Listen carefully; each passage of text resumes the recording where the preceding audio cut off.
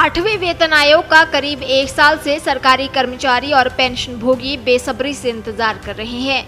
आयोग के गठन में हो रही देरी और इसको लेकर अब तक बनी अनिश्चितताओं के बीच ये खबर राहत भरी हो सकती है।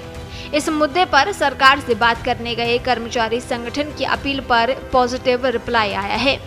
केंद्रीय मंत्री डॉक्टर जितेंद्र सिंह ने स्पष्ट संकेत दिए हैं कि 8वें वेतन आयोग के चेयरमैन और सदस्यों के नाम का चयन बहुत जल्द किया जाएगा।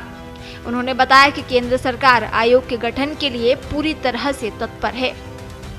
भारतीय मजदूर संघ यानी बीएमएस के शीर्ष निकाय गवर्नमेंट एम्प्लॉयज नेशनल कॉन्फेडरेशन के एक डेलीगेशन ने पिछले महीने केंद्रीय मंत्री जितेंद्र सिंह से मुलाकात की थी।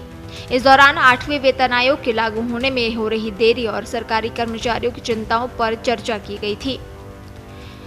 गौरतलब है कि इस साल जनवरी में 8वें वेतन आयोग का गठन किया गया था। हालांकि उसके बाद इस मामले में कोई विशेष प्रगति नहीं हो पाई है, क्योंकि कर्मचारी वेतन आयोग के सदस्यों की नियुक्ति और टर्म ऑफ रेफरेंस का इंतजार कर रहे हैं।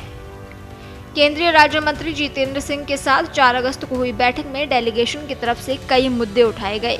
इनमें 8वें वेतन आयोग में देरी, नेशनल पेंशन स्कीम और यूनिफाइड स्कीम को हटाने, ओल्ड पेंशन स्कीम को बहाल करने और कोविड-19 के दौरान रोके गए 18 महीने के बकाया डीए समेत अन्य चिंताएं शामिल थी। जितेंद्र सिंह की तरफ से आश्वासन दिया गया कि जल्दी ही 8वें वेतन आयोग के पैनल का गठन कर दिया जाएगा और ओल्ड पेंशन स्कीम को लेकर पेंशन सेक्रेटरी के साथ जल्द बैठक कराई जाएगी।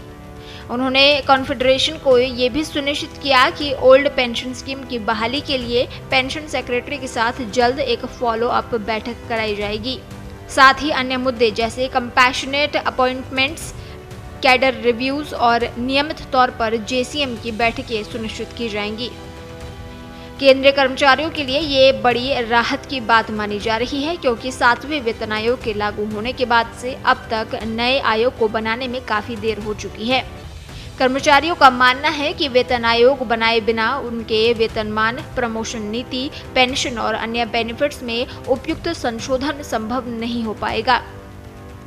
डॉक्टर जितेंद्र सिंह ने बैठक में ये भी साफ किया कि वेतन आयोग के गठन से जुड़े सारे पक्ष, नीति निर्धारण, कानूनी पहलू, वित्तीय प्रभाव और राज्य सरकारों से तालमेल पूरी तरह से परखा जा रहा है, ताकि आयोग के गठन के बाद उसमें देरी न हो।